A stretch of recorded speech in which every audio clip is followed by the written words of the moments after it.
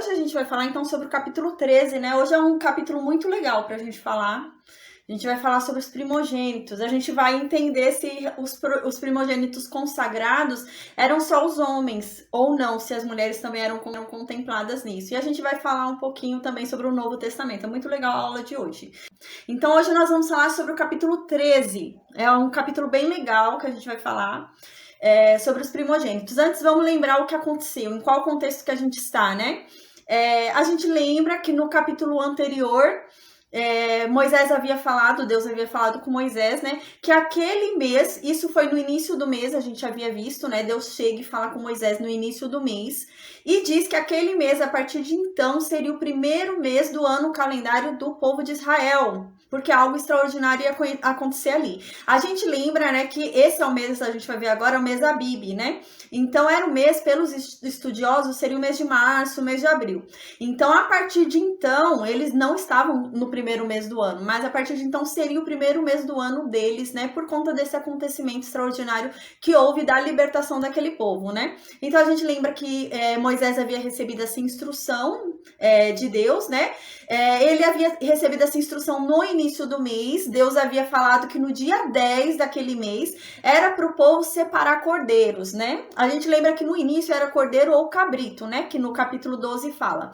Mas mais pra frente a gente vai ver que vai virar só cordeiro, não vai poder mais cabrito, vai ser só cordeiro, né? Mais pra frente a gente vai ver isso. Mas por enquanto podia ser cordeiro ou cabrito. Então eles separariam no dia 10. A gente lembrou também na aula passada que no dia 11º foi o dia da praga das trevas. Foram 3 dias de praga de trevas, né? Então foram 3 dias de praga de trevas. No 14º dia, só um instante. No 14º dia, foram 10 dias de praga de... Foi no 10º dia... Foi no 10º dia, né, da praga de trevas ali, aconteceu no 11º, né? Eu me distraí aqui, gente, mandaram uma mensagem, eu me distraí, desculpa. Então a gente lembra que Deus havia falado com Moisés no início do mês, né? Que aqui era mês de março, mês Abib, a gente vai ver, né? Não era o início do ano. Então, Deus havia falado com Moisés que no dia 10 eles deveriam separar cordeiros ou cabritos, né? E deveriam ali observar se aquele cordeiro, aquele cabrito tinha algum defeito, alguma deformidade, algum problema, porque eles iam ser oferecidos em sacrifício. E tinha que ser um cordeiro novo. A gente lembra que isso era falado, né? Que tinha que ser um bebê, né? Um cordeiro novinho, para ser lançado em sacrifício. A gente lembra que Deus, então, instituiu a Páscoa. Que o que esse povo deveria fazer? Esse povo deveria matar esse cordeiro no 14º dia. A gente lembra que eles pegavam no 10º dia e no 14º dia que haveria a morte. A gente lembra que a morte do cordeiro, a morte dos primogênitos, é um dia depois da praga das trevas. A praga das trevas durou 3 dias, né?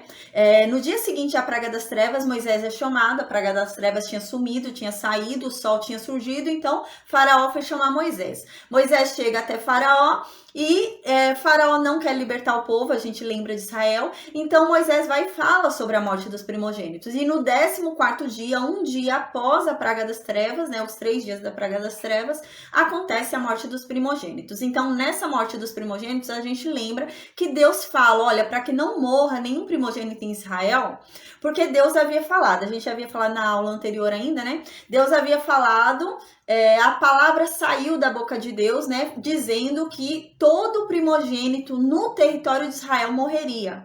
E a palavra de Deus, ela não volta vazia. Então, se Deus falou, Deus tem que cumprir. Então, não vai voltar vazia a palavra. Então, se ele falou que todo primogênito morreria na terra de Israel, todo primogênito tinha que morrer. Então, não tinha como ele não matar alguém em Israel. Ele tinha que matar alguém no lugar daqueles que ele não estava matando. Por isso que ele deu o cordeiro, que a palavra de Deus não volta atrás.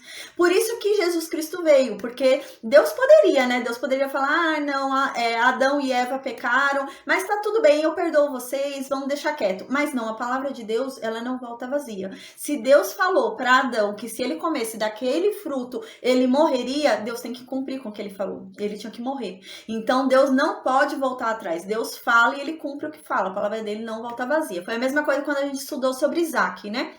Deus mandou Abraão ir lá para sacrificar o Isaac. Isaac não foi sacrificado, mas Deus não brinca com a palavra. Deus, quando ele fala, a palavra não volta vazia, a palavra volta cumprida. Então, se ele falou que haveria um sacrifício ali no monte e Isaac não sacrificaria Isaac, Abraão não sacrificaria Isaac, então Abraão tinha que sacrificar alguém ali, porque teria que ter um sacrifício, que a palavra de Deus foi essa, que haveria um sacrifício naquele monte. Então, a palavra de Deus não volta vazia. Então, aqui é a mesma coisa. Então, alguém tinha que morrer no lugar dos primogênitos de Israel, né? Então, a gente lembra que foi esse cordeiro, né? Então, Deus mandou separar esses cordeiros, eles mataram o cordeiro no 14º dia e vinha o sangue naquela bacia. Eles colocaram sangue na bacia e com o sangue eles passaram na porta das casas, né? E eles só passaram na porta das casas. Eles não passaram em janela, não passaram mais em local nenhum, né? Só passaram na porta, porque a porta é a entrada, né? Quem entra pela janela é o destruidor, né? É o que vem para roubar, matar e destruir, né? Deus não, Deus é educado, ele entra pela porta da frente. Então tinha que colocar o sangue ali na porta de entrada das casas, porque o anjo de Deus olharia ali o sangue e não entraria naquela casa e não mataria. A gente lembra também, né, que Deus havia falado que era para cortar o cordeiro, né? E um cordeiro, né, se fosse uma família muito pequena, deveria ser para mais de uma família. Porém, você não poderia dividir o cordeiro, porque os ossos do cordeiro não podem ser quebrados, né? Porque isso demonstra a unidade do corpo do cordeiro. É um corpo só, né? Isso nos remete a Cristo, né? Igual Cristo. Cristo é um corpo só. A igreja é um corpo só. Não existem várias igrejas. É uma igreja só, né? Então, é uma unidade do corpo de Cristo. Não existem vários corpos de Cristo, né? É um corpo só de Cristo. Então, o osso do cordeiro ele não poderia ser quebrado. Então, aquilo já indicaria a unidade ali. Então, eles não poderiam quebrar o corpo do cordeiro. Então, eles não poderiam cortar o cordeiro, né? E quebrar e dar para uma família. E outra coisa também que estava dizendo no capítulo anterior é que eles deveriam comer, né? Na mesma casa. Então, não poderia levar parte do cordeiro para outra casa. Eles deveriam, na casa que eles fizessem um procedimento, ali deveria ficar e comer. Então, o que acontece? Por exemplo, uma família era pequena e a família vizinha complementaria aquela família. Então, como que seria feito isso? A família vizinha ia dormir aquela noite naquela casa, ia ficar naquela casa. Não ia precisar passar o sangue na porta da outra casa, porque a gente lembra no capítulo anterior que tem uma instrução, né? Que o sangue deve ser passado na porta na casa onde for comido o animal. Então, por exemplo, uma família pequena e chamou o vizinho para participar do cordeiro, então eles comeriam todos nessa casa, nessa primeira casa. A casa do vizinho ia ficar sem sangue na parede, porque não foi comido dentro da casa dele. Porém, ele ia estar dentro da casa em que ele comeu sangue e ia estar protegido e não ia morrer da mesma forma. Então, foi assim que aconteceu, né? Então, o vizinho vinha até a casa, eles comiam o cordeiro todo em uma casa e ficavam na casa, não saíam da casa, e ali eles eram protegidos. E na casa onde não foi comido o cordeiro, não se passava o sangue, porque só tinha que passar o sangue na casa em que o cordeiro fosse comido, né? Então a gente lembra disso, né? E a gente lembra que houve a morte ali dos primogênitos. Então veio ali a morte dos primogênitos e Israel foi poupado, né? O que a palavra de Deus diz, né? Que aí foi instituída a Páscoa. A Páscoa significa passagem, né? No termo em hebraico significa exatamente passar por cima. A gente vai ver no capítulo 12 e no capítulo 13 diz que Deus, quando via, né, o anjo destruidor, quando via o sangue na porta do povo hebreu, ele passava por cima das casas. Então ele viu o sangue e passava por cima da casa. Isso é a Páscoa. Então ele viu sangue ali e ele não aplicava a morte àquela casa. Então ele passava por cima e pulava. Então o povo de Israel ele foi pulado e não houve morte ali. Então hoje a gente vai ver que na verdade esses primogênitos que não foram mortos, eles agora serão consagrados a Deus. Porque eles são de Deus. Porque Deus não os matou porque ele foi misericordioso, né? Não foi por conta de nada do que esses primogênitos tenham feito. Não foi por conta de nenhuma obra desses primogênitos. Mas foi o sangue desse cordeiro que salvou a vida desses primogênitos. Então foi pura misericórdia de Deus. Não foi nada que os primogênitos tenham feito para serem sido salvos. Então agora no capítulo 13 Deus vai falar, olha, eu impedi que houvesse a morte dos primogênitos, mas agora os primogênitos são meus. né? Eu fiz o favor de não matar eles, então agora eles são meus. Então a gente vai ver sobre isso agora, que agora os primogênitos são de Deus. Então Deus vai falar isso. A gente vai ver quais primogênitos são de Deus. São os homens e as mulheres, né? São só os homens? Então a gente vai ver tudo isso porque a palavra de Deus fala sobre tudo isso. Mas tem uma notícia boa depois pra gente, né? Então no versículo 1, agora começando o capítulo 13, diz assim: Disse o Senhor para Moisés, né? Aí no versículo 2 diz: Consagra-me todo primogênito, todo que abre a madre de sua mãe entre os filhos de Israel, tanto de homens como de animais, ele é meu.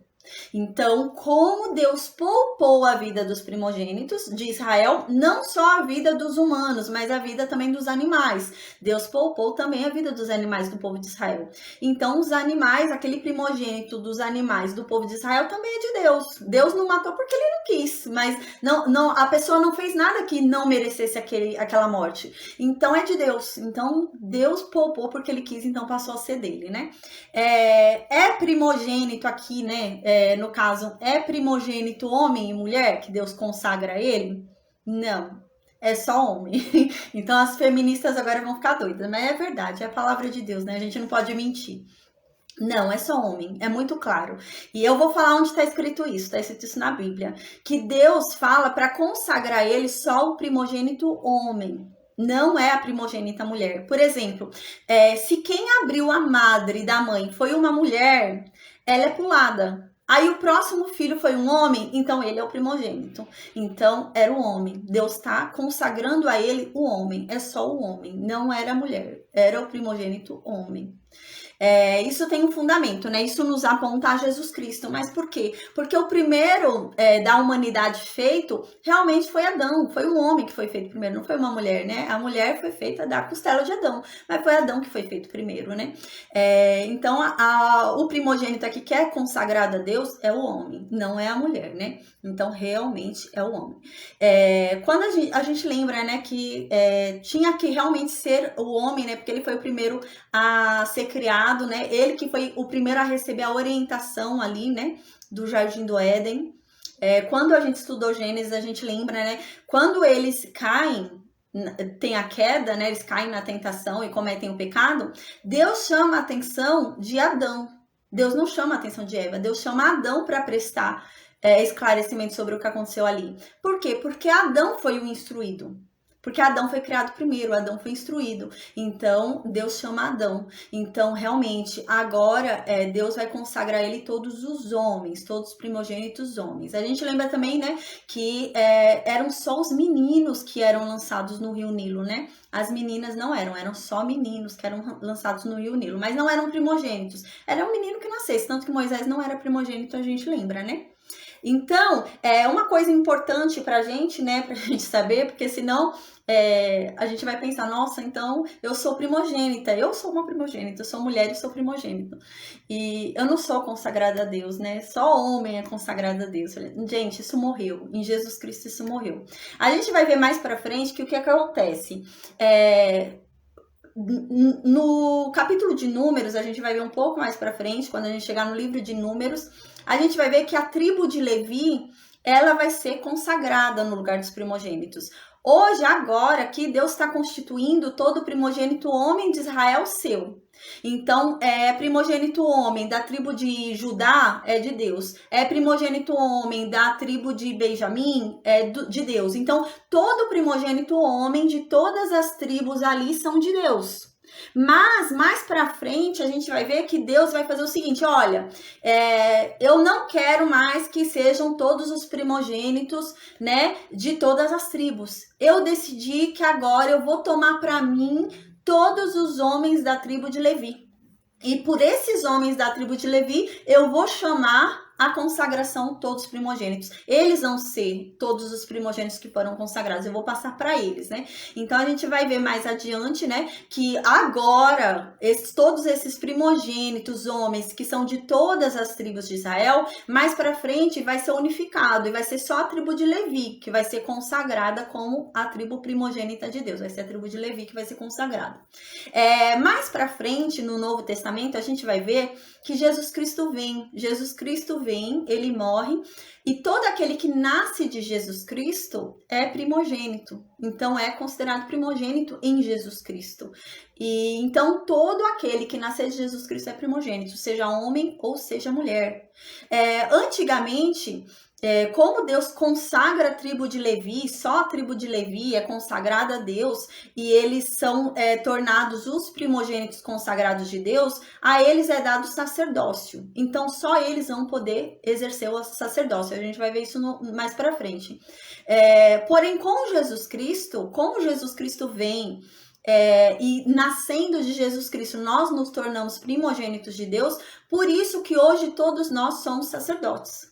Porque é como se hoje nós fôssemos, assim como Deus fez com a tribo de Levi, né? Assim como Deus pegou de todos os primogênitos de Israel e escolheu a tribo de Levi para representar todos os primogênitos consagrados, ou seja, toda a tribo de Levi, até quem não era primogênito era declarado como consagrado a Deus como primogênito. Então Deus escolheu. E agora, hoje, né, todo aquele nascido de Jesus Cristo é consagrado a Deus como primogênito.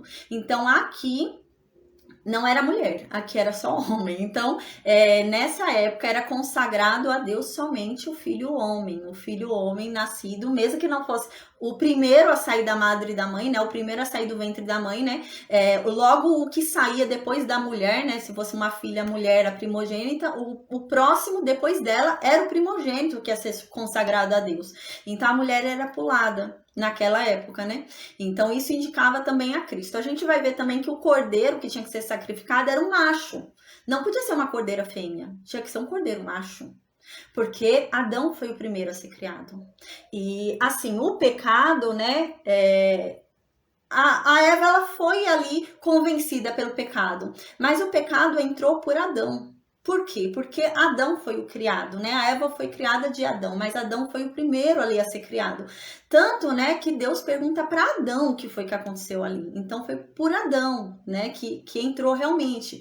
Porque Adão era o cabeça, né? Era o cabeça ali. E ele permitiu. Tanto que se ele não tivesse comido, né? Deus teria resolvido. E estaria tudo certo. Porque Adão tinha sido instruído ali, né? Então, é o homem aqui, né? Que era consagrado a Deus. Só o homem que era o primogênito consagrado. A mulher não era. E o cordeiro também. Era um cordeiro masculino. Um cordeiro macho. Não podia ser uma cordeira fêmea. Era um homem. Isso apontava a Jesus Cristo, né? Jesus Cristo veio como um homem também. Por quê? Porque o pecado entrou por Adão, né? Apesar de Eva ter convencido Adão, Adão foi feito primeiro. Adão estava mais tempo, né? Adão era o primogênito. Então, Jesus Cristo veio e livrou do pecado por conta disso. E hoje, todo aquele que nasce de Jesus Cristo é o primogênito. Agora eu vou falar onde a gente encontra tudo isso, tá? Para quem quiser anotar e quiser ler depois, para quem quiser comparar o que eu tô falando, né, para dar uma conferida, eu vou falar agora. Onde você encontra que não é primogênito mulher, que é só homem, né? Aqui só é consagrado homem, não é consagrada mulher, né? Mulher primogênita é pulada, não é consagrada. Onde que a gente vê isso, né? Nessa época, né? Lembrando que hoje em Jesus Cristo todos nós somos primogênitos consagrados, né? Eu sou sacerdote e o homem também é sacerdote. Hoje não há diferença em Jesus Cristo, mas nessa época havia, né? Porque ainda não havia sido restituído, né? Ainda não havia sido redimido. Então havia diferença. Então aqui, onde a gente encontra que é o primogênito homem, não é a mulher, é o homem, necessariamente é o homem que é consagrado. A mulher não era consagrada a Deus, a primogênita, era só o homem. A gente encontra isso no livro de Números, no capítulo 3, no versículo 40, né? Então, ainda que a primeira a nascer fosse uma mulher, pularia ela e o próximo, nascesse 3 meninas seguidas e o quarto fosse menino, o menino era o consagrado a Deus, porque a consagração era do homem, era do primogênito homem, não era da mulher. Então a gente encontra isso no livro de Números, no capítulo 3, versículo 40. Até aí era de todo mundo, de todas as tribos, né? Mais pra frente a gente vai ver que Deus vai mudar, Deus vai falar, não, eu não quero mais todos os primogênitos de todas as tribos, não, né? Então eu vou fazer o quê? Eu vou colocar agora em Levi, né? Esses esses primogênitos. Só que a gente vai ver que vai haver uma diferença ainda, porque a tribo de Levi não era tão grande assim para conseguir, né, compensar todos os primogênitos de Israel. Faltava ainda gente. Então precisava ainda, tinha um saldo, né? Tinha um saldo ainda para se pagar. E a gente vai ver isso, né? Por isso que Jesus Cristo foi consagrado, né? Por causa desse saldo. Se você entrasse nesse saldo, você podia ser morto, né? Porque você estava em dívida com Deus. Você estava pagando para continuar vivo, porque na verdade você deveria ter sido morto. Então é assim que acontece. Então a gente vai ver, ainda vai chegar nesse livro também, a gente vai estudar, né? Que a consagração de Levi como os primogênitos, né? Mais para frente vai acontecer isso. A gente vai ver isso no livro de Números também, no capítulo 3, versículo 12. Então agora, né, eu tô avançando um pouquinho a aula aqui, eu sei que tem gente que não aprendeu ainda, tá aprendendo agora, né, sobre a Bíblia, nunca leu, mas eu tô falando, né, para dar um ânimo, porque senão realmente a pessoa acha que só o homem, né, a Bíblia não é machista, e eu tô explicando isso, a Bíblia não, muita gente fala que a Bíblia é machista. Tudo bem que o contexto histórico era um contexto machista, mas Deus não é machista, e tanto é que Jesus Cristo veio e igualou. O homem e a mulher são sacerdotes, não é só o homem. Então, mas nessa época, o único consagrado primogênito era homem, não era mulher, né? Então, por isso que eu tô falando, para não achar, senão a pessoa fica achando que a Bíblia é machista, que Deus é machista, e não é verdade. Então, sobre Levi, né, a gente viu, né, que ele vai ser consagrado como primogênito. Eu vou explicar isso mais para frente para não bagunçar a cabeça agora, né? Então, é no livro de Números, capítulo 3, versículo 12. Sobre nós que, como filhos de Jesus Cristo, né, quando nós nascemos em Jesus Cristo, nós somos filhos de Jesus Cristo e nós nos tornamos primogênitos em Jesus Cristo e somos consagrados a Deus por sermos primogênitos em Jesus Cristo, nós encontramos isso aonde? Nós encontramos isso no livro de Hebreus e no livro de Tiago. No livro de Hebreus a gente encontra no capítulo 12, no versículo 23, e no capítulo 2, no versículo 13. No livro de Tiago, a gente encontra isso no capítulo 1, no versículo 18. E por conta disso, né, por nós sermos hoje nascidos em Jesus Cristo, né, e nos tornarmos primogênitos em Jesus Cristo e sermos consagrados a Deus em Jesus Cristo, hoje nós exercemos o sacerdócio. Mas aqui, voltando para essa época que a gente está aprendendo, né, porque tem muita gente que nunca leu a Bíblia, então está aprendendo agora, então eu vou falar mais uma vez para a pessoa compreender bem. Tem muita gente que nunca leu, nunca ouviu falar nisso, então eu dei uma avançada para aquele povo que já entende, né? Mas agora eu vou explicar para você, assim, que nunca ouviu falar sobre isso, né? Agora a gente vai voltar para o contexto de Êxodo, para você entender o que está acontecendo aqui em Êxodo, né? Então, em Êxodo a gente lembra que Deus foi e matou todo o primogênito lá do Egito. E o primogênito de Israel tinha que morrer também, porque Deus prometeu que ia matar todo o primogênito na terra do Egito. E o povo de Israel estava na terra do Egito, né? E como eu disse, a palavra de Deus não volta vazia. Se ele falou, ele tem que cumprir. Então, ele tem que matar alguém. Então, o que ele faz? Para não matar o povo de Israel, ele permite que o povo de Israel mate cordeiros em seu lugar. Então, alguém é morto no lugar daquela pessoa. Alguém quem? Puro, porque como é um sacrifício a Deus, não pode ser um sacrifício impuro. Você não pode sacrificar, né, o que é profano. Você tem que sacrificar o que é santo. Então, eles vão sacrificar cordeiros. Então, cordeiros são puros, né? São santos, por isso que eles podem ser sacrificados. Tanto que a gente vai ver que vai ter uma diferença nesse capítulo sobre jumentos, né? E jumentos é um animal impuro. A gente vai entender aqui que Deus vai explicar isso. Então, para você que não entende, é isso que acontece. Então, como houve esse sacrifício desses animais, o primogênito de Israel tinha que morrer. Ele tinha que ter morrido. E ele não morreu. Ele não morreu por misericórdia de Deus. Porque ele não fez nada para que Deus mudasse de ideia. Ele não foi por mérito dele. Não foi porque ele fez alguma coisa que ele não foi morto. Foi porque Deus teve misericórdia do povo de Israel e não quis matar o primogênito. Então, o que acontece? O primogênito agora deve a sua vida a Deus. Porque era para ele estar morto. Então, era para o primogênito estar morto. Ele só não está morto porque Deus não quis matar. Então, o primogênito agora deve a vida a Deus, porque era para ele estar morto lá no Egito. Então, agora Deus fala o quê? Como o primogênito não foi morto, porque eu não quis matar, ele é meu. Ele é meu, porque eu não quis matar, mas eu tomei ele para mim. Então, agora ele é meu por direito, né? Então, como ele é de Deus agora, o que acontece? Era para a morte ter passado por ele. A morte não passou. Como a morte não passou por ele, ele passou a ser de Deus. Como ele é de Deus, ele tem que se manter em consagração. Ele tem que se manter em purificação, em santificação. Se ele não se santificasse, se ele não se purificasse, ele morreria, porque era para ele ter morrido. Ele não morreu por misericórdia de Deus. Então agora ele tinha que fazer a parte dele. Qual que é a parte dele? Se santificar. Nessa época, né? Como é que se santificava nessa época? Como é que você se purificava dos seus pecados nessa época, né? Matando um cordeiro. Você matava um cordeiro e aquele cordeiro, né, te limpava dos seus pecados. Mas era uma limpeza temporária, né? Não era uma limpeza definitiva. Por isso que todo ano tinha que ir lá sacrificar. Então, o que vai acontecer é isso agora. Todo ano eles vão ter que oferecer sacrifícios pela vida daquele primogênito que foi poupado. Porque se ele não oferecer sacrifício pela vida do primogênito que foi poupado, o primogênito vai morrer. Não morreu naquela época no Egito, mas vai morrer agora, porque não pagou pela vida dele. Ele teve uma sobrevida e não tá pagando pela vida que ele tá tendo. Então, todo ano, naquela época em que era para ele ter sido morto, ele tem que matar um cordeiro. Se ele não matar um cordeiro, ele vai morrer, porque ele tinha que ter sido morto. Ele só não foi por causa do amor de Deus, da misericórdia de Deus para com ele.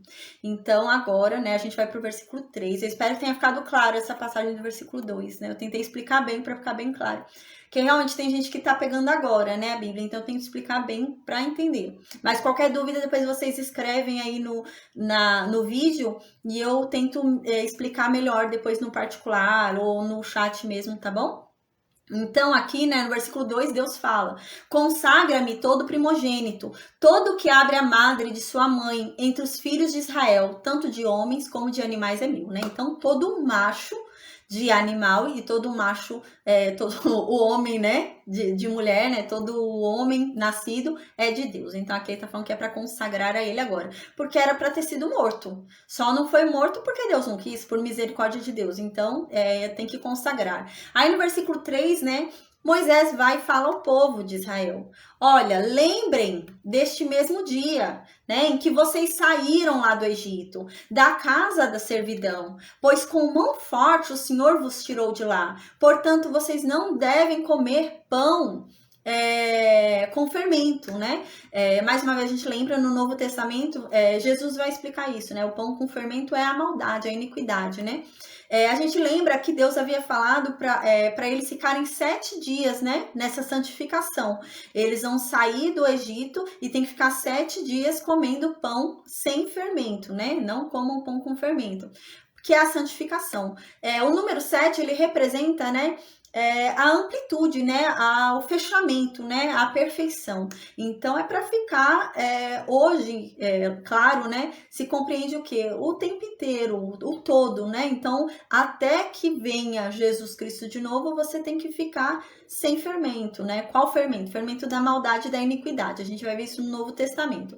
Mas aqui, né, Deus estava ensinando. Deus tem muita paciência. Deus tem muita paciência mesmo. No Antigo Testamento a gente vai ver isso, né? Tem gente que fica falando, mas Deus no Antigo Testamento era um Deus malvado, que matava, que isso, que aquilo outro. Só que a gente vai ver que no Antigo Testamento, Deus é um Deus paciente.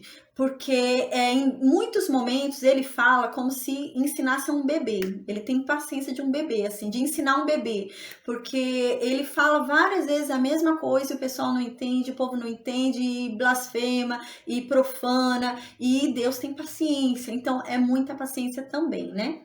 Então ele explica com toda a paciência do mundo para que o povo entenda, várias vezes a mesma coisa, para que não haja dúvida do que ele está falando. Aí no versículo 3, então, né, Moisés lembra mais uma vez, a gente vai ver nesse capítulo que Moisés vai ficar lembrando muito, gente, não comam pão com fermento, gente, não comam pão com fermento. Por quê? Porque era santificação. A gente lembra que eles vão sair do Egito, eles vão ficar 7 dias em santificação. No judaísmo, né, eles entendem que esse 7º dia é o dia que o mar fechou e engoliu ali os egípcios. Então, realmente havia uma necessidade de ficar 7 dias em santificação, porque a libertação não estava completa ainda.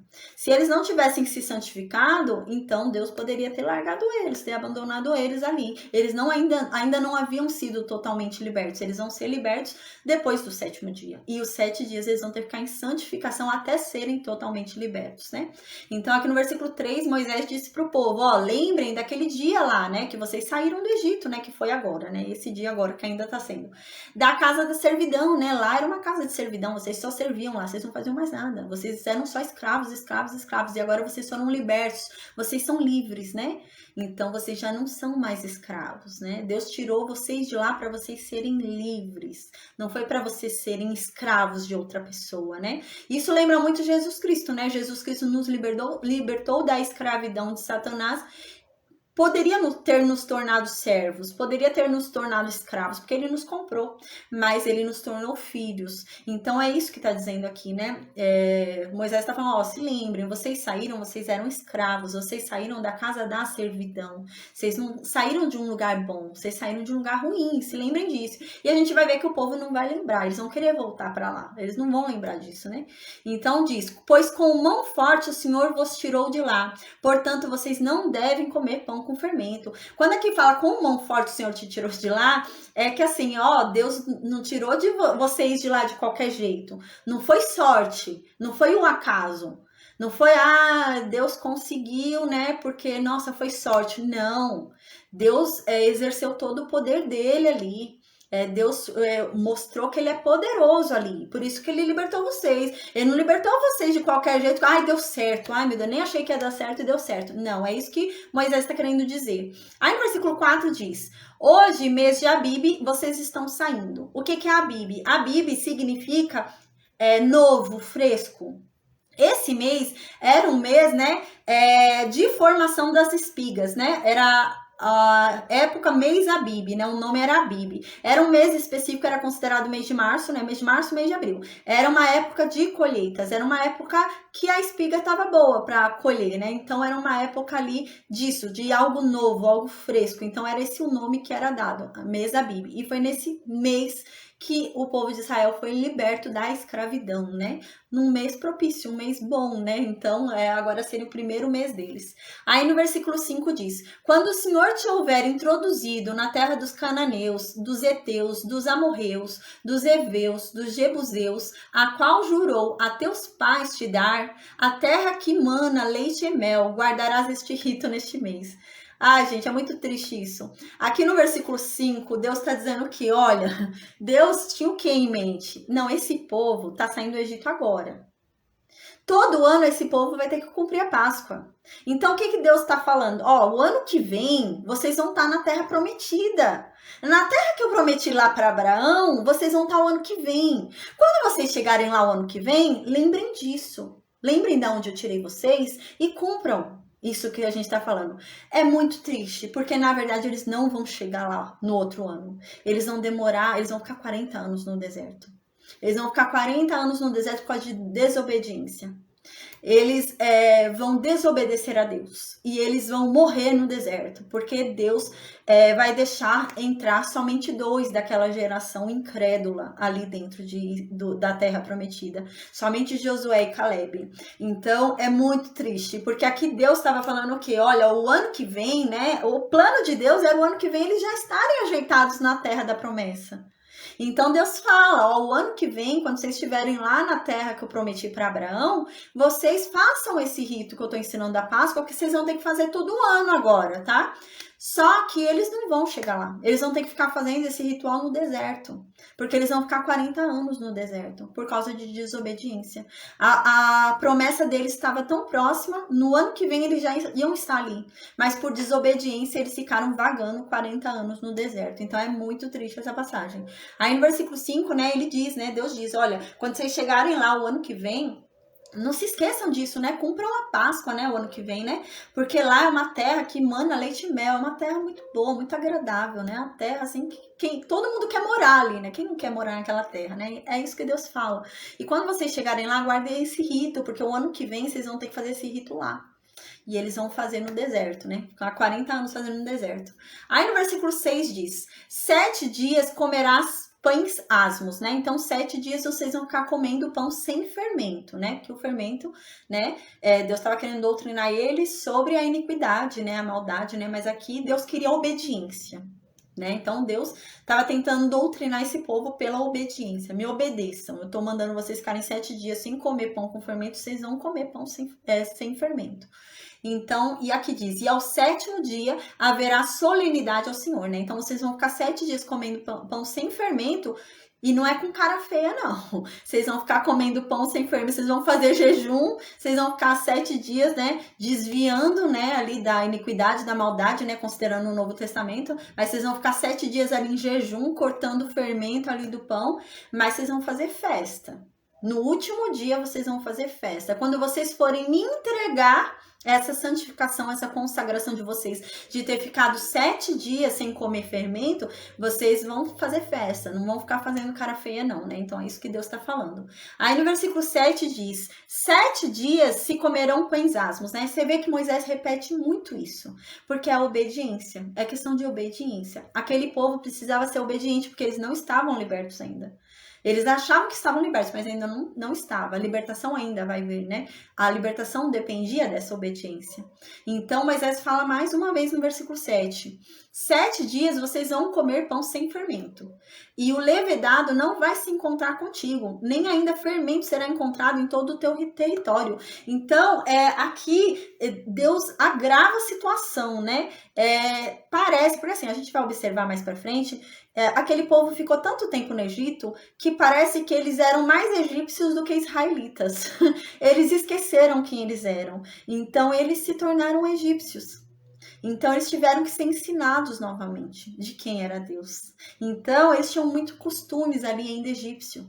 Então, Deus fala que, assim, parece que há uma dúvida aqui, né? Parece que, assim, se houver fermento dentro da casa desse povo, esse povo vai acabar querendo usar o fermento. Então, é melhor que nem haja fermento na casa desse povo, porque senão eles vão querer usar e comer alguma coisa com fermento, porque eles não vão conseguir obedecer 7 dias sem comer fermento, né? Sem comer algo com fermento. Então agora, né? Deus agrava a situação. Fala, não é para nem ter fermento na tua casa, para não correr o risco de vocês pecarem, para não correr o risco de vocês me desobedecerem, nem fermento não vai ter na casa de vocês, porque a impressão que dá é essa, né? Que é um povo que se visse o fermento ali ia acabar desobedecendo, né? Ia ver ali o fácil e ia querer pegar o fácil, né? Então Deus fala, não vai nem ter na casa de vocês para vocês se desviarem, nem fazerem isso, senão vocês vão me desobedecer, né? Então nem é para ter na casa de vocês. Espera só um instante, gente. Aí agora no versículo 8, né? Naquele mesmo dia contarás a teu filho dizendo, é isto pelo que o Senhor me fez quando saí do Egito, né? Aí o que eles vão falar, né? Quando os filhos dele virem eles, né? Fazendo aquele ritual, né? Comendo os pães ali sem fermento, sacrificando o cordeiro, eles vão falar, ó, eu tô fazendo isso aqui por causa do que Deus me fez lá atrás. Então, é para eles avisarem as próximas gerações. Porque o que acontece? A impressão que dá é que as gerações anteriores a esse povo que está aqui não falou sobre o Deus de Abraão. Parece que foi passando geração em geração e o Deus deles foi morrendo. Eles não foram contando a história deles para a próxima geração ir conhecendo a história, sabe? Parece que eles foram esquecendo isso. Então Deus fala, olha, vocês vão falar para o filho de vocês que isso daí que vocês estão fazendo é por causa do que Deus fez com vocês lá no passado, por Deus ter livrado vocês lá do passado. Então agora vocês vão começar a contar para os filhos de vocês o que Deus fez na vida de vocês, porque eu não quero mais que ninguém me esqueça, né? Não quero mais chegar em lugar nenhum e a pessoa falar, nunca ouvi falar desse Deus, que a gente lembra que Faraó havia falado isso, né? Quem é esse daí, né? Nunca ouvi falar desse Deus. Outra coisa interessante que nos lembra isso, né? É que quando Deus fala com Moisés, Moisés fala para Deus, mas qual é o teu nome? Como que eu vou chegar para o povo de Israel? Eu vou falar qual é o teu nome? Eu vou falar que qual Deus veio falar comigo, né? Então a gente vê que eles não interessavam qual era o nome. Se eles soubessem da história de Abraão, se eles soubessem da história de Isaac, se eles soubessem da história de José, não importa o nome do Deus, eles sabem qual Deus é. Fala, é o Deus de Abraão, bastou, não precisa o nome do Deus. Então a gente vê que parece que havia esquecido essa história, sabe? Parece que não foi passando de geração em geração. Parece que morreu. E parece que ali eles começaram a falar. Só um instante, gente. Orley? Ah, obrigada. Obrigada. Eu ia pedir para pôr no mudo. Obrigada. Desculpa, gente. Então, aí parece que foi parando, né? Quando foi passando, aí chegou o pai já não começou a contar mais pro filho a história sobre o que Deus fez na vida dos antepassados dele, na vida dele, e foi se morrendo. Né? Como não foi passando de geração em geração, foi morrendo, a fé foi morrendo, porque não foi passando de geração em geração. Então eles começaram a ver os deuses dos egípcios lá e começaram a adorar os deuses dos egípcios. Então agora, essa altura, eles já são mais egípcios do que israelitas, né? Então há uma certa dificuldade aqui. Aí no versículo 8, então diz, naquele mesmo dia, né, que você estiver fazendo esse sacrifício, né, você vai falar pro teu filho, você vai falar, ó, isso daqui que eu tô fazendo, ó, é por causa do que Deus me fez lá atrás, quando eu saí do Egito. Então vocês vão contar a história de vocês pro filho de vocês. A gente lembra que quem escreveu Gênesis, quem escreveu Êxodo, né? Foi Josué, foi, oh meu Deus, Josué, foi Moisés. Então, por que Moisés escreveu, né? Porque aquele povo havia esquecido. Então Moisés escreve porque para lembrar aquele povo a sua história. Eles não lembravam mais. Eles não lembravam a história do que Deus fez na vida dos antepassados dele. Então por isso que Moisés escreve o livro de Gênesis para esse povo lembrar, porque o povo não lembrava. Então para o povo descobrir, eles não lembravam mais de nada, não sabiam mais de nada. A gente vai ver que várias vezes eles vão falar que preferem voltar para o Egito e serem escravos. Então é um povo assim que esqueceu quem é Deus. Então Moisés vai escrever esse livro na intenção deles lembrarem realmente. Aí no versículo 9 diz: e será como sinal na tua mão, e por memorial entre teus olhos, para que a lei do Senhor esteja na tua boca, pois com mão forte o Senhor te tirou do Egito, né? Então aqui Deus fala, olha, e esse ritual, todo ano você vai fazer isso, né? E isso vai ser como um sinal na tua mão, né? Como um memorial entre teus olhos, né? Ele vai falar mais à frente, como um sinal na tua testa, né? Então vai ser algo assim para você não esquecer. Então você vai fazer isso todo ano, porque se você não fizer isso todo ano, você vai esquecer de onde eu te tirei. Então você tem que fazer todo ano. Deus conhecia aquele povo e Deus sabia que se aquele povo não fizesse esse ritual todo ano, esse povo ia esquecer de onde que veio. Então, fazendo, o povo vai esquecer de onde que veio. Imagina se não fizessem. Então Deus fala, vocês vão fazer todo ano, porque assim vocês vão lembrar. Senão vocês vão esquecer e vão achar que estava tudo bem. Assim como vocês não lembravam da história dos seus antepassados, os seus filhos não lembrarão da sua história. Então vai ser feito de geração em geração para que vocês nunca esqueçam quem sou eu. Nunca esqueçam o que foi que eu fiz por vocês, né? Então é isso que Deus fala aqui, porque para que a próxima geração não esqueça, assim como a geração deles esqueceram, que a próxima geração não esqueça também o que Deus fez por eles. Aí no versículo 10 diz: portanto, guardarás esta ordenança no tempo determinado, de ano em ano, né? Então vocês devem guardar essa instrução, né? Todo ano deve fazer isso. Aí no versículo 11: quando o Senhor te houver introduzido na terra dos cananeus, como te jurou a ti e a teus pais, quando te houver dado ela, né? Apartarás para o Senhor todo o que abrir a madre e todo primogênito dos animais que tiveres. Os machos serão do Senhor, né? Então quando vocês chegarem aqui mais uma vez, né? Deus achava, né, que eles iam chegar já o outro ano, né? O plano de Deus era esse. O plano de Deus era que eles chegassem na terra prometida logo. Não era ficar 40 anos no deserto. Deus não queria isso. Deus queria que eles chegassem logo. Mas eles vão ficar 40 anos no deserto. Mas Deus fala que, ó, quando vocês chegarem lá na terra que eu prometi para vocês, façam esse ritual, né? Mas a gente vai ver que eles não vão chegar, então Deus vai mandar eles fazerem no deserto mesmo o ritual, já que eles não vão chegar à terra, né? Que foi a terra da promessa. Então, aqui ele fala, né, olha, quando vocês chegarem lá, vocês vão fazer isso, né, vocês vão consagrar a mim todo o primogênito, né, vocês vão consagrar a mim todo o primogênito que houver, né, e todos os machos dos animais serão me oferecidos em sacrifício. Aí no versículo 13 diz: porém, todo o primogênito da jumenta resgatarás com o cordeiro. Se o não resgatares, será desnucado, mas todo primogênito do homem entre teus filhos resgatarás. No versículo 13, Deus deixou muito clara a condição do homem, muito claro. O que Deus está dizendo? No versículo 12, Deus disse, olha, quando vocês chegarem lá na terra prometida, todo macho nascido do animal puro é meu. Vocês devem matar, é meu, por direito. Porque eu não quis matar o animal de vocês lá no Egito, então ele é meu. Então vocês vão matar, vocês vão consagrá-lo a mim matando, vocês vão sacrificá-lo a mim matando. Aí aqui no versículo 13 Deus diz: mas o jumento, né, o primogênito da jumenta, né, o filho da jumenta, você vai resgatar. Né? Como que você vai fazer? O filho da jumenta, você não vai sacrificar para mim. Porque o cordeiro, né, todos os animais ali do rebanho puros, o que os israelitas tinham que fazer? Eles tinham que matar e sacrificar a Deus aqueles animais. Porém, o filho da jumenta, o primogênito da jumenta, eles não podem sacrificar, porque é impuro. Deus não recebe animal impuro, Deus recebe animal puro. Então, o filho da jumenta, o primogênito da jumenta é um animal impuro.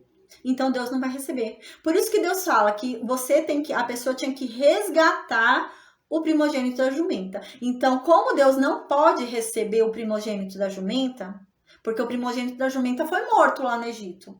Ia ser morto o primogênito da jumenta de Israel, mas foi poupado. Então, tem que haver um sacrifício, porque era para ter sido morto, mas foi poupado. Mas esse sacrifício não pode vir do jumento, não pode vir do primogênito da jumenta, porque ele é impuro. Deus não pode receber esse sacrifício. Então, no lugar do primogênito da jumenta, eles têm que sacrificar um cordeiro. Então, eles teriam que sacrificar um cordeiro no lugar do primogênito da jumenta. E se eles não quiserem sacrificar um cordeiro no lugar do primogênito da jumenta, eles devem matar o primogênito da jumenta. Mas como? Quebrando a cabeça dele, quebrando o pescoço dele. É assim que eles devem matar, porque ele não pode ser sacrificado a Deus. Então, Deus fala, ou vocês matam o primogênito da jumenta, quebrando o pescoço deles, porque eu não posso recebê-lo porque ele é animal impuro, ou vocês resgatam ele, deixam ele continuar vivo, não matam ele, mas matam um cordeiro no lugar dele. Mas ele tem que morrer. Alguma coisa tem que acontecer ali. Uma morte tem que haver, né? Porque eu falei que alguém morreria. Então, uma morte tem que haver. Aí, aqui, ou eles matam o primogênito da jumenta quebrando o pescoço, porque é um animal impuro, ou eles matam, ou eles resgatam, não matam o primogênito da jumenta e oferecem um cordeiro no lugar. E aqui, Deus mostra quem o homem é. Ele iguala o homem ao filho da jumenta. Ele fala assim, no versículo 13, porém, todo primogênito da jumenta resgatarás com o cordeiro. Se eu não resgatar, ele vai ser desnucado, né? Então, ele vai ser quebrado o pescoço. E todo primogênito do homem você também deve resgatar.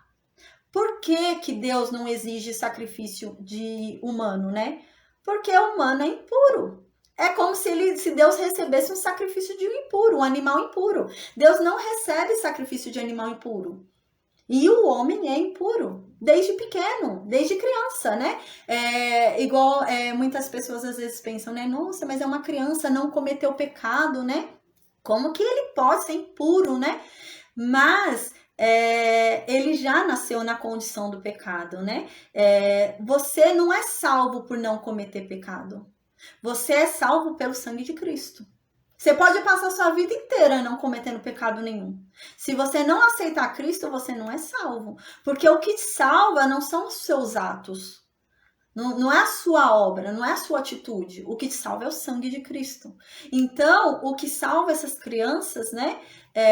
Não é ela não ter cometido pecado, né? Porque tem muita gente, às vezes, que fica pensando, né? Nossa, mas uma criança, né? Uma criança pequena morreu, né? E como que ela tá em pecado, né? Se é uma criança pequena, né? Como que ela não vai ser salva? Porque ela não conhecia Cristo, ela não reconheceu a Cristo. Como que ela vai ser salva, né?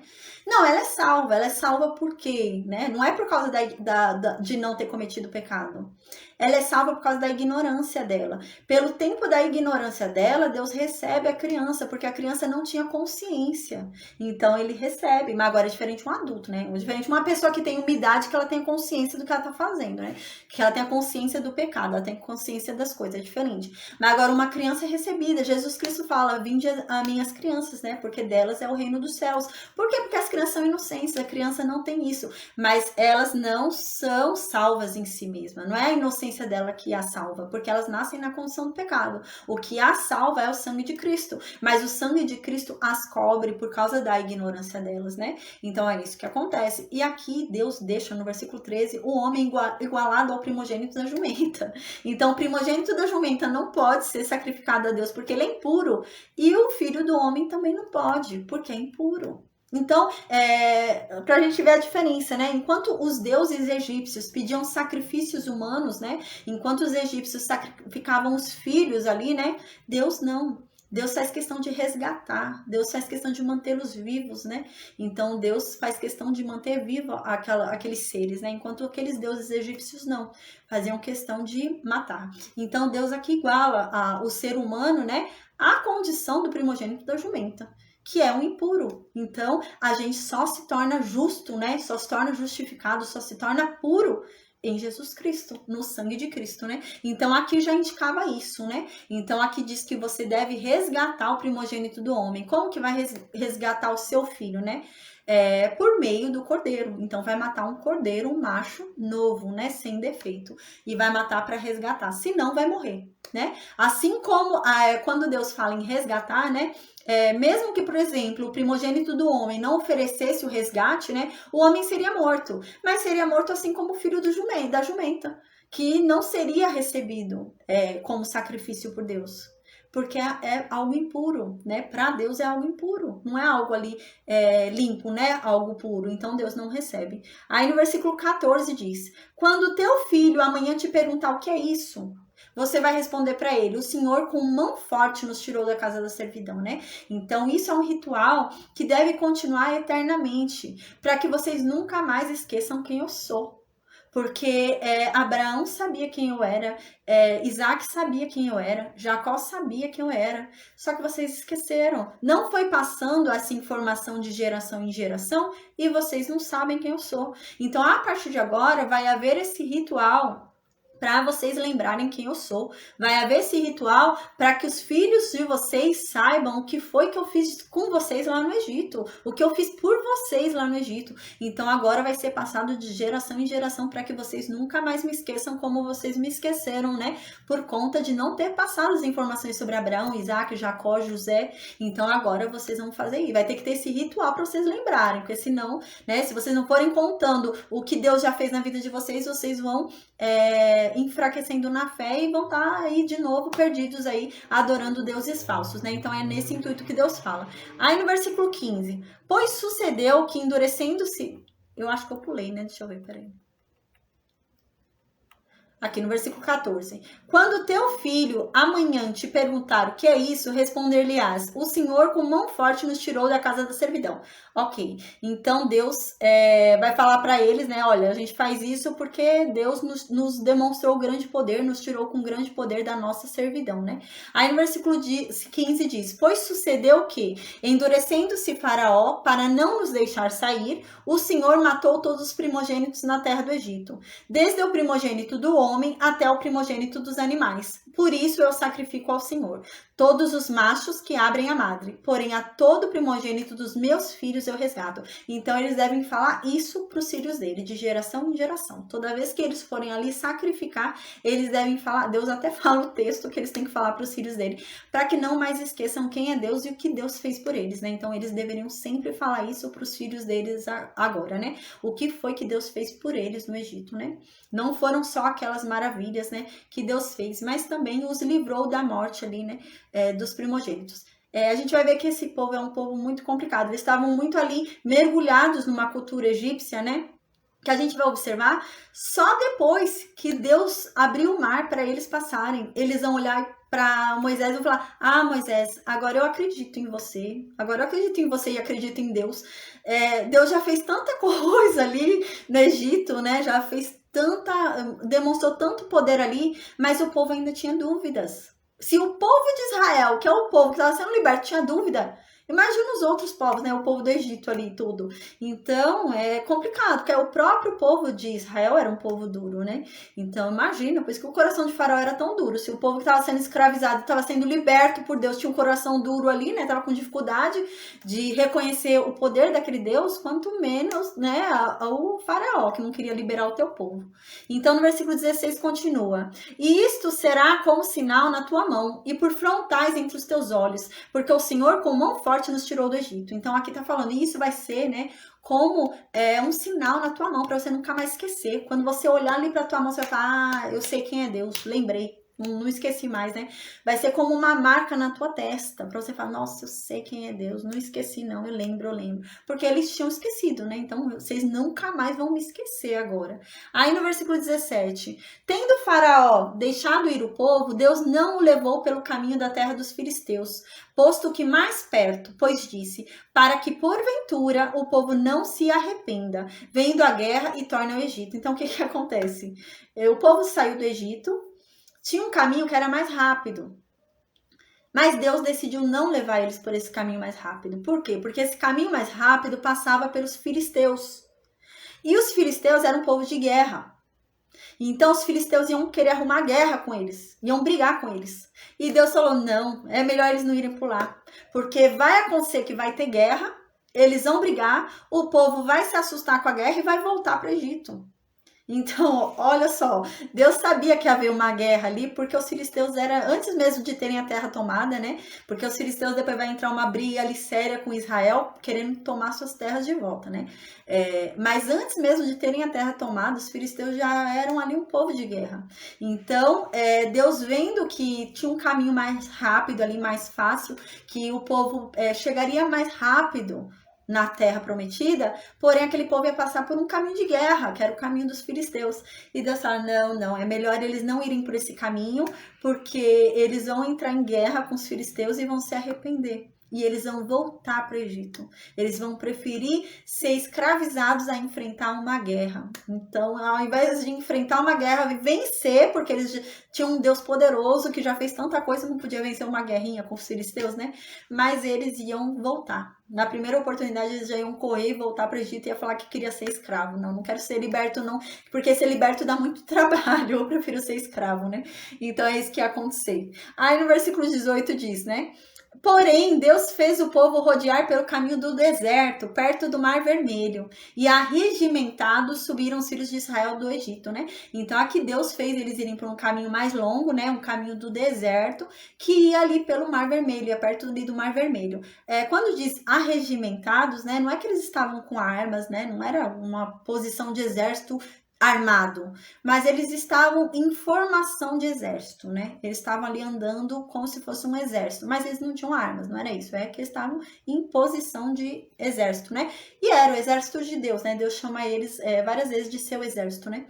Então foi assim que eles saíram da terra do Egito, né? E foram subindo. Aí no versículo 19, também levou Moisés consigo os ossos de José, pois havia este feito os filhos de Israel jurarem solenemente, dizendo, certamente Deus vos visitará daqui, pois levai convosco os meus ossos, né? Então aqui a gente lembra, quando a gente estudou o livro de Gênesis, né? A gente lembra que no final da vida ali, né? José fala para que aquele povo vá e pegue os ossos dele e leve dali. E realmente eles vão levar, né? Só que eles vão ainda esperar o sorteio, né, das terras, que só vai acontecer 40 anos, né, depois. E José vai ser enterrado ali, realmente, numa terra que vai ser distribuída à descendência dele. A gente lembra que a descendência, né, as tribos de José, são Efraim e Manassés. E ele vai ser ali, então, né, sepultado ali na terra de Efraim e Manassés, que é uma terra que Jacó comprou, que é a terra de Siquém, né, onde Jacó morou ali, que houve aquele caso da desonra de Diná que a gente estudou, né? Então é ali que vai ser enterrado os ossos de José, mas ainda vai demorar para ser enterrado. Mas eles levaram os ossos de José. Aí no versículo 20, tendo, pois, partido de Sucote, né, a gente lembra, eles saíram do Egito e foram para Sucote. Era pertinho do Egito, Sucote. Eles saíram, foram para Sucote, que era pertinho do Egito. Agora, de Sucote, eles vão para Etã. Eles se acampam ali em Etã e ficam parados ali em Etã. Etã ficava ali já na entrada do deserto, né? Já ali no início do deserto. E eles param ali. Aí no versículo 21, ia adiante deles, né? O Senhor ia adiante deles durante o dia, numa coluna de nuvem, para os guiar pelo caminho. Durante a noite, numa coluna de fogo, para os alumiar, a fim de que caminhassem de dia e de noite. A gente lembra, quando a gente viu, quando Deus falou com Moisés, né? Na verdade, quem falou com Moisés, a gente viu quando estudou, né? Foi Jesus Cristo, né? Não tinha esse nome ainda, Jesus Cristo, né? Mas a gente lembra que no Antigo Testamento, como não existe o nome Jesus, né? E ele ainda não era o Cristo, porque Cristo não é nome, né? Cristo é Messias.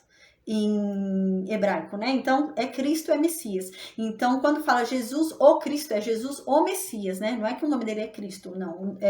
Significa Messias, Cristo, né? Igual anticristo. Anticristo não é alguém que é contra Jesus. Ele não vai falar mal de Jesus. Ele vai se levantar como um novo Cristo. O anticristo se levanta como um novo Cristo. Ele se levanta como um novo Messias. É isso, Cristo é isso. Cristo não é um nome, não é um sobrenome. Cristo significa Messias. Então, a gente lembra quando a gente estudou, né? Quando a gente viu que falava da sarça ardente ali, né? Com Moisés, a gente viu que era o anjo do Senhor. Nessa época, né? Não existia ainda Jesus. Eles não conheciam Jesus como Jesus, né? Não existia ainda esse nome que foi colocado sobre todo o nome depois do seu sacrifício, né? Por enquanto, ele era chamado de o anjo do Senhor, a gente lembra, né? Toda vez que na Bíblia, no Antigo Testamento, for falado o anjo do Senhor, o no singular, e anjo com letra maiúscula, é Jesus Cristo, né? Nessa época eles não sabiam de Jesus Cristo, não sabiam desse nome, não sabiam, né, que ele era o Messias. Então, eles chamavam como o anjo do Senhor, né? E era Jesus Cristo, né? Então, aqui, essa nuvem e esse fogo é Jesus Cristo. E a palavra diz isso. Eu vou falar onde está escrito na palavra que é Jesus Cristo. Então, o que acontece? Jesus Cristo, né? A gente lembra quando havia falado com Moisés da sarça ardente, né? Jesus falou: olha, eu desci à terra para livrar o meu povo. Vem comigo. Vem libertar o povo comigo, né? Porque eu vou libertar esse povo. Não é Moisés que está libertando o povo. É Jesus que está libertando o povo, né? É Deus que está libertando. Porque a gente já falou, né? Não é errado você falar que Jesus é Deus. Jesus é Deus. O filho de Deus é Deus, né? Então, o filho de peixe é peixinho. O filho de gato é gatinho. O filho de Deus é Deus. Então, Jesus é Deus, né? Mas tem o Deus Pai e o Deus Filho.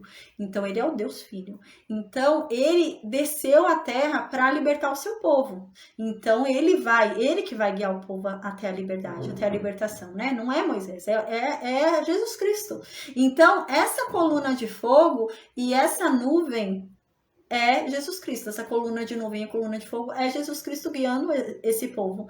Onde que a gente encontra isso? Isso está escrito na primeira carta aos Coríntios. 1 Coríntios, capítulo 10, versículo 1 ao 4. Está escrito que a coluna de fogo e essa coluna de nuvem era Jesus Cristo. Era Jesus Cristo guiando esse povo para ser liberto. Aí no versículo 23, para finalizar a aula de hoje, diz, versículo 22, né? Nunca se apartou do povo a coluna da nuvem durante o dia, nem a coluna de fogo durante a noite. Então, nunca se apartou daquele povo, né? Jesus Cristo. E amanhã a gente vai estudar a travessia do mar. Então, a gente vai ver como que foi a travessia do mar. Amanhã a gente vai estudar, tá bom? Então, fiquem todos com Deus e